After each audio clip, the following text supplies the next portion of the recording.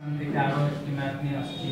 ম্যাথটি বলতেছে যদি আমরা কি করি 0.1 ইন্টু 0.1 ইন্টু 0.1 করি, তাহলে আমরা কি করতে পারি? এটা সমান কত?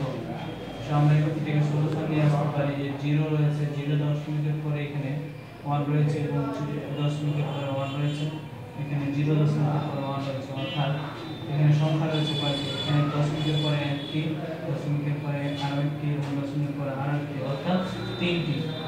আমরা তিনটি যদি 1 এর মাল্টিপল করি তাহলে আমরা 1 পাই এবং এখানে 0 ছিল 0 রেখে দেব।